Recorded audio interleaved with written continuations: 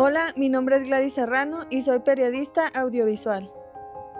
He tenido la oportunidad de cubrir historias en países como México, Estados Unidos y Honduras para medios como El País y Editorial Expansión.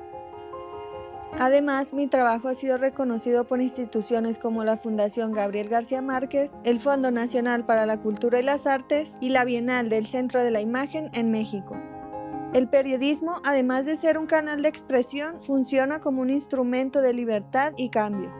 Lo que sucede a nuestro alrededor importa. Las historias más próximas a nuestra realidad son noticia y merecen ser contadas. En este proceso puedes experimentar con la palabra escrita, pero también con la fotografía, el video y el audio.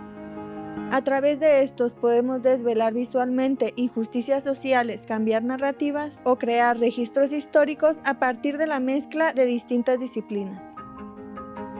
En este curso de doméstica aprenderás a contar historias reales a través de imágenes y técnicas periodísticas.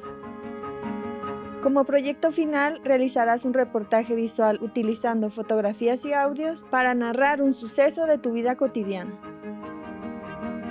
Para comenzar, entenderemos por qué es importante contar historias cercanas y conoceremos los distintos géneros periodísticos. Luego aprenderemos a identificar una problemática y encontraremos la mejor manera para contarla. Seleccionarás una historia, verás su relevancia y entenderás cómo acercarte a los personajes. También compartiré algunos consejos técnicos para lograr resultados de calidad con nuestras herramientas digitales y los cuidados que debemos tener en cualquier cobertura periodística.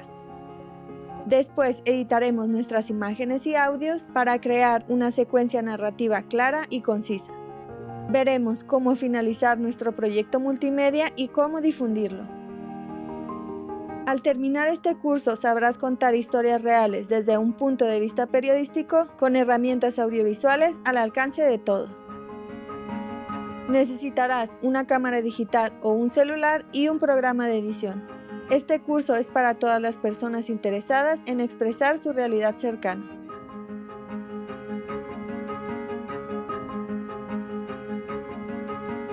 Cuenta historias visuales que generen conciencia en tu sociedad.